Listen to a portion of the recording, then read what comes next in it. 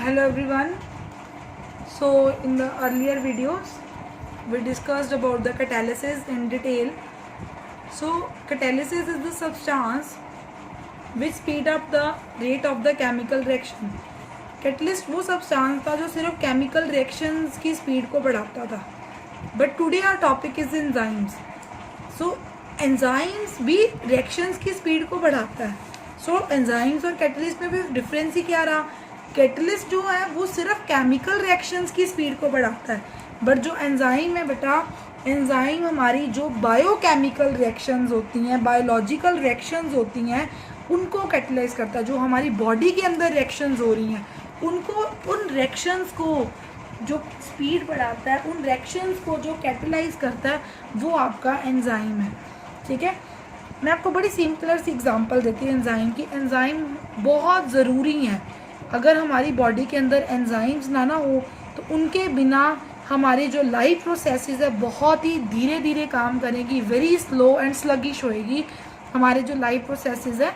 ठीक है, for example अगर हमारी बॉडी के अंदर एंजाइम्स ना हो तो जैसे हम सुबह भी खाना खाते हैं, ब्रेकफास्ट करते हैं, लंच करने से पहले हमें फिर भूख लग जाती है, हम लंच करते हैं, फिर शाम को कोई स्नैक्स वगैरह लेते हैं, रात को फिर भूख लग जाती है. मतलब एक दिन में हम कितनी बार खाते हैं. मतलब ये जो हमारा जो फूड है डाइजेस्ट करता है, इतनी जल्दी जो डाइजेस्ट करता है, this is all due to enzymes. अगर एंजाइम्स ना होते तो हम सोच सकते हैं हमारी लाइफ किस तरह होएगी. मतलब अगर हमारे एंजाइम्स ना होते, हमारे डाइजेस्टिव सिस्टम में एंजाइम ना होते, एक सिंगल मील को डाइजेस्ट करने के लिए 50-50 साल लग जाने थे. मगर जैसे मतलब ब्रेकफास्ट करा, it takes 50 year around to digest this breakfast. So enzymes कितनी जल्दी काम करते हैं. ब्रेकफास्ट करा, लंच करने पे भूख लग जाती है, फिर लंच करा तो शाम को फिर कुछ ना कुछ खाने को मन करता है. Means it is all due to the enzymes. इनका एक्शन इतना फास्ट है. तो अगर एंजाइम्स ना होते, it takes around 50 year to digest even a single meal. एक सिंगल टाइम का खाना डाइजेस्ट करने के लिए 50-50 साल लग जाते. So that is why enzymes they are very important for the by. और भी बहुत सारी रिएक्शंस होती हैं हमारी बॉडी के अंदर. ग्लूकोज का ब्रेक डाउन होना, ग्लूकोज को कन्वर्ट करना इथाइल अल्कोहल में. तो this is all due to the enzymes. बहुत सारी रिएक्शंस होती है हमारे डाइजेस्टिव सिस्टम के अंदर. सो सारी वो रिएक्शंस को कैटलाइज करते हैं एंजाइम्स. राइट, मैंने आपको बहुत अच्छी एग्जांपल दे दी है एंजाइम्स की कि विदाउट एंजाइम्स हमारे लाइफ प्रोसेसेस बहुत स्लो होंगे. एंजाइम अगर ना होते तो it takes around 50 years to digest even a single meal. So now discuss about the characteristics of enzymes. First characteristics is like catalyst. Catalyst का भी यही काम था कि कैटलिस्ट सिर्फ एक रिएक्शन को एक रिएक्शन को कैटलाइज कर सकता है. नंबर ऑफ रिएक्शन को वो कैटलाइज नहीं कर सकता. कैटलिस्ट की तरह भी enzymes they are specific in nature. मतलब एक एंजाइम सिर्फ एक ही रिएक्शन को कैटलाइज कर सकता है. For example this is a urea, NH2CONH2. This is the urea. Organic compound है क्योंकि ये बायोलॉजिकल रिएक्शन को कैटलाइज करता है. यूरिया की हाइड्रोलिसिस हो रही है in the presence of urease enzyme. In the presence of urease enzyme तो हमारा क्या बन रहा है, अमोनिया एंड CO2. अगर मैं यूरिया का सब्स्टिट्यूट ले लेती हूँ, N मिथाइल, ये यूरिया था. यूरिया का जो एक हाइड्रोजन, 2 हाइड्रोजन थे ना, एक हाइड्रोजन रिमूव करके मैंने CH3 लगा दिया. So this is your N methyl urea. N methyl urea की अगर मैं हाइड्रोलिसिस करती हूँ, वही मैं सोचूंगी कि यूरिया है, ये N मिथाइल यूरिया. अगर यूरिया को यूरिएज कर सकता है हाइड्रोलिसिस, यूरिया की in the presence of urease hydrolysis हो सकती थी, इसकी क्यों नहीं हो सकती. But because of the specific nature, एक एंजाइम सिर्फ एक ही रिएक्शन को कैटलाइज कर सकता है. अगर इसमें भी मैं यूरिएज एंजाइम लूँगी, कोई रिएक्शन ही नहीं, ये रिएक्शन आगे फॉरवर्ड ही नहीं होगी. ठीक है, so it means enzymes are highly specific in nature. So next is efficiency. Next characteristics of enzyme is efficiency. Enzymes बहुत ही efficient होते हैं. Means ये बहुत ज़्यादा रिएक्शन की स्पीड को इंक्रीज कर देते हैं. जैसे कहाँ 50 साल लगने थे सिंगल मील को डाइजेस्ट करने के लिए, अगर एंजाइम है तो 3-4 घंटे ही 3 to 4 आवर्स ही लगते हैं मील को डाइजेस्ट करने के लिए, तभी तो नेक्स्ट टाइम के लिए हम अपना फूड बनाना रेडी कर देते हैं. This is all due to enzyme. So that is why they are very efficient in nature. They speed up the rate of reaction by 10⁻20 times. इतनी फास्ट कर देते हैं रिएक्शन. ठीक है, अगर एंजाइम ना हो तो 10⁻20 टाइम्स रिएक्शन की स्पीड स्लो डाउन हो जाए. ठीक है. So next characteristics is small quantity. ये नहीं कि बहुत ज़्यादा एंजाइम हो तभी वो रिएक्शन को कैटलाइज कर सकते हैं. सिर्फ एंजाइम की थोड़ी सी quantity, only small amount sufficient है रिएक्शन को कैटलाइज करने के लिए. ठीक है, बिकॉज एंजाइम जो है जैसे कैटलिस्ट रीजनरेट हो जाते हैं ना, इसी तरह एंजाइम्स भी रीजनरेट होते रहते हैं. उनका रीजनरेशन टाइम पीरियड बहुत फास्ट होता है. ठीक है, 1 मिनट में 1 मिलियन टाइम्स एंजाइम जो है रीजनरेट होते हैं. सो that is Y only very small amount of enzymes they are highly efficient reaction की स्पीड को बढ़ाने के लिए. राइट, इसकी एग्जांपल देती हूँ. फॉर एग्जांपल स्मॉल क्वांटिटी के केस में जैसे एंजाइम है रेनिन. कौन सा एंजाइम है? रेनिन एंजाइम है. ये फर्स्ट एग्जांपल ये है. सेकेंड एग्जांपल मैं देती हूँ renin, RENIN. This is the enzyme. ये एंजाइम क्या करता है बच्चे? कोगुलेशन करता है मिल्क टू मेक चीज़. ये क्या करता है? मिल्क की कोगुलेशन करता है. जब हम चीज़ बनाते हैं, मिल्क की कोगुलेशन करते हैं ना, तो हम क्या करते हैं? लेमन जूस डालते हैं, मिल्क से चीज़ बन जाता है. सो ये एंजाइम है रेनिन. ये कोगुलेट करता है over 1 million times its own weight of the milk protein. जितना मिल्क प्रोटीन का अपना वेट है उससे मिलियन टाइम्स उसको कोगुलेट करता है. इतनी जल्दी करता है. अगर मैं इस एग्जाम्पल की बात करूँ तो H2CO3 as you know it is a carbonic acid. अगर ये it's a reversible reaction, carbonic anhydrase enzyme की प्रेजेंट में. ठीक है, ये रिएक्शन क्या करेगी? कार्बोनिक एसिड ब्रेक डाउन हो जाएगा कार्बन डाइऑक्साइड और वाटर में. बाद में क्या आएगा? सिंगल मॉलिक्यूल जो है कार्बोनिक हाइड्रेज एंजाइम की प्रेजेंस में, ये दोनों क्या करेंगे? ज्वाइन कर जाएंगे कार्बन डाइऑक्साइड और water combine to form carbonic acid. So this reverse reaction is catalyzed by the carbonic hydrase enzyme, and the forward reaction is catalyzed by the carbonic anhydrase enzyme.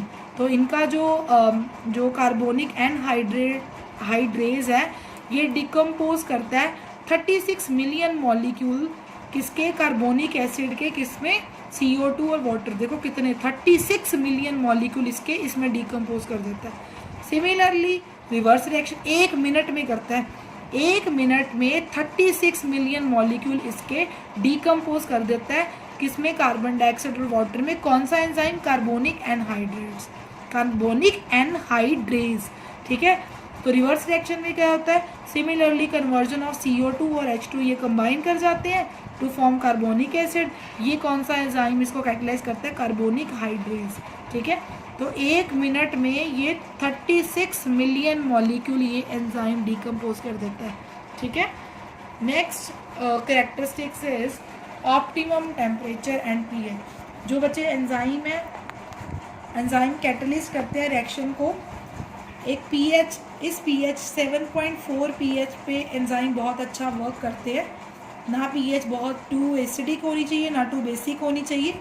Enzyme neutral pH 7.4 pH पे work करते हैं. और human body का जो temperature होता है that is 37 degree centigrade. और 1 atmosphere pressure के अंडर एंजाइम का मैक्सिमम, मतलब इनकी जो अच्छी कैपेसिटी होती है रिएक्शन को स्पीड अप करने की. Next characteristics is enzyme activator. जैसे प्रमोटर्स पढ़ा था ना कैटलिस्ट में कि वो रिएक्शन की स्पीड को बढ़ाता है, कैटलिस्ट की स्पीड को इंक्रीज करता है प्रमोटर. वैसे जो को एंजाइम्स होते हैं these are called enzyme activators, जो एंजाइम को भी एक्टिवेट करते हैं. ठीक है, एंजाइम की स्पीड को बढ़ाते हैं. राइट, तो दीज आर कॉल्ड को enzymes. Next is enzyme inhibitor. Inhibitor means inhibit, रोकना. जो एंजाइम की एक्टिविटी को स्लो डाउन करता है उसको इनहिबिटर या पॉइजन्स बोलते हैं. ठीक है, पॉइजन भी क्या होता है? जहरीला, मतलब जो किसी की ग्रोथ को रोक देता है. डेट इज़ इनहिबिटर, जो एंजाइम की स्पीड को, एंजाइम की एक्टिविटी को स्लो डाउन कर देते हैं, that are inhibitors, right. So these are all about the characteristics of enzyme. Next is mechanism of enzyme catalyst. Reaction, biological reactions को कैसे एंजाइम कैटलाइज करता है, हम उसका मैकेनिज्म करेंगे. So it follows lock and की मैकेनिज्म. जैसे एक लॉक की एक ही की हो सकती है, एक ताले की एक ही चाबी हो सकती है, ये नहीं कि एक चाबी से हम बहुत सारे ताले खोल सकते हैं, ऐसा तो नहीं है ना. वैसे ही एक रिएक्शन को एक ही एंजाइम कैटलाइज कर सकता है. नंबर ऑफ एंजाइम किसी भी रिएक्शन को, एक एंजाइम ओनली एक रिएक्शन को कैटलाइज कर सकता है, वो एंजाइम बाकी रिएक्शंस को कैटलाइज करने में हेल्पफुल नहीं होता. सो मोस्ट कॉमन, इसीलिए हम इस मैकेनिज्म का नाम रखते हैं लॉक एंड की मैकेनिज्म. इसमें होता है क्या बच्चे, ये जो एंजाइम बना रखा हुआ है, ये जो मैंने बना रखे हैं ना, ये वाला जो डिज़ाइन बना रखा हुआ है एंजाइम के अंदर, these are the specific regions हैं एंजाइम के अंदर जिनको हम एक्टिव साइट्स बोलते हैं. क्या बोलते हैं? एक्टिव साइट्स बोलते हैं. ये एक्टिव साइट, ये सबस्ट्रेट है, सबस्ट्रेट जैसे रिएक्टेंट हो गया. एंजाइम यहाँ पे जो कैटलिस्ट, ये हमारा लॉक की तरह है, क्योंकि जैसे ताले और चाबी का डिज़ाइन, अंदर जब ताले के अंदर चाबी लगाते हैं, ताले और चाबी के अंदर जो लॉक के अंदर जो मशीनरी होती है और जो की का डिज़ाइन सेम बना रखा होता है, ताकि वो जब अंदर की डालते हैं होल के अंदर तभी वो खुल जाती है. बाकियों में क्यों नहीं वो खुल पाती? क्योंकि उनका जो डिज़ाइन बना रखा होता है की का, वो मैच नहीं होता. ठीक है. सिमिलरली जो यहाँ पे एंजाइम कैटलिस्ट है वो एक लॉक की तरह, जो सबस्ट्रेट है, सबस्ट्रेट यहाँ पे बात करें रिएक्टेंट को, क्योंकि रिएक्टेंट आता है, जैसे कैटलिस्ट रिएक्टेंट के साथ कंबाइन करता है तभी आगे फॉरवर्ड करता है ना रिएक्शन, ऐसे एंजाइम रिएक्टेंट के साथ कंबाइन करता है. रिएक्टेंट हम की तरह ले लेते हैं. इन दोनों का जो, ये एंजाइम की एक्टिव साइट्स हैं, ठीक है, और ये सबस्ट्रेट्स की एक्टिव साइट्स है. ठीक है. ये देखो, जब ये आपस में मिले, जब ये इंट्रैक्शन हुई, इनके बीच में जो वीक बॉन्ड्स बनते हैं, इंट्रैक्शंस होती है, वीक बॉन्ड्स बनते हैं, जैसे हाइड्रोजन बॉन्ड हो गया, वंडरवॉल इंट्रैक्शंस होगी, मतलब एंजाइम की सबस्ट्रेट के साथ वीक इंट्रैक्शन होती है. ये देखो इंट्रैक्शन हुई, ये प्रॉपर डिज़ाइन इसके साथ फिट बैठ गया. फिट बैठ जाता है जब डिज़ाइन, तो लॉक भी खुल जाता है. फिट बैठ गया डिज़ाइन एंजाइम और सबस्ट्रेट का, तो आपका क्या बन गया? Enzyme substrate complex. क्या बन गया? Enzyme substrate complex. ठीक है. सिमिलरली वही सेम वे है, जैसे one key can fit into a particular hole, तो दिस स्पेसिफिक बाइंडिंग, ये स्पेसिफिक बाइंडिंग के कारण ही हमारा एंजाइम और सबस्ट्रेट के बीच में कॉम्प्लेक्स बन जाता है. ये बहुत ही स्पेसिफिक होता है. अगर ये डिज़ाइन मैच ना करे ताला भी नहीं खुलेगा, अगर ये डिज़ाइन मैच ना करे तो एंजाइम और सबस्ट्रेट का कॉम्प्लेक्स नहीं बनेगा. ठीक है. क्लियर. फिर जो सबस्ट्रेट है वो रिएक्ट करता है, रिएक्ट करके वो क्या बनाता है? प्रोडक्ट्स बनाता है 2 स्टेप्स में.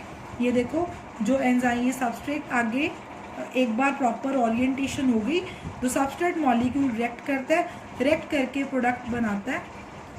देखो जो प्रोडक्ट मॉलिक्यूल है, तो ये सबस्ट्रेट जो है ना बेटा, ये सबस्ट्रेट ने आगे फर्दर रिएक्ट करके क्या बना दिए? हमारे प्रोडक्ट बना दिए. ये जब प्रोडक्ट बन जाते हैं, नेक्स्ट स्टेप में प्रोडक्ट हमारे अलग हो जाते हैं, और जो प्रोडक्ट अब मैथ से रिक्वायर्ड जो होते हैं हमें मिल जाते हैं, और एंजाइम जो फिर एज सच ही रीजनरेट हो जाता है, और उसके सरफेस के ऊपर फिर ये खाली एक्टिव स्पेसेस बच गई. तो इस सरफेस, अब ये एक रूम बन गया, एंजाइम ने एक रूम क्रिएट कर दिया, फिर एज सच एक्टिव स्पेसेस पड़ी हैं जहाँ पे फ्रेश सबस्ट्रेट मॉलिक्यूल, नया सबस्ट्रेट मॉलिक्यूल इसके साथ बाइंड कर सकता है इन एक्टिव साइट्स के साथ, तो फिर एक और रिएक्शन को कैटलाइज कर देगा. द कंडीशन इज़ दैट कि जो आपका लॉक एंड की मैकेनिज्म फेल होना चाहिए, मीन्स जो एंजाइम की एक्टिव साइट्स हैं और जो सबस्ट्रेट की एक्टिव साइट्स हैं वो आपस में प्रॉपर मैच करनी चाहिए, तभी एंजाइम सबस्ट्रेट फॉर्मेशन होएगी, एंजाइम सबस्ट्रेट कम्प्लेक्स की फॉर्मेशन होएगी. देन सबस्ट्रेट मॉलिक्यूल आगे फर्दर रिएक्ट करके प्रोडक्ट बना देता है, और एंजाइम को हम एज सच रीजनरेट कर सकते हैं. सो एक बार ना रिएक्शन के थ्रू देख लो. This is the enzyme, this is the substrate that is reacted. अगर इन दोनों की एक्टिव साइड मैच कर गई, वीक वंडरवॉल इंट्रैक्शंस होती हैं, हाइड्रोजन बॉन्ड्स बनते हैं, तो एंजाइम सबस्ट्रेट कम्प्लेक्स बन जाता है। फिर एंजाइम सबस्ट्रेट कम्प्लेक्स फिर डिसोसिएट करके ये एंजाइम प्रोडक्ट एसोसिएशन प्रोडक्ट बनना शुरू हो जाता है, एंजाइम एज सच निकलना शुरू हो जाता है बाहर और प्रोडक्ट की फॉर्मेशन हो जाती है। So this is all about the reactions, mechanism of enzymes. So this finishes your chapter. So this is the last topic of your chapter surface chemistry, chapter 5. So I have uploaded all the videos, cover all the topics, and if any topic is left I will again upload the new video. So thanks for watching all my videos. If you have any doubt, so you can ask me in the comment section. So please like, share and subscribe my videos, so it will be helpful for me also. Thanks everyone.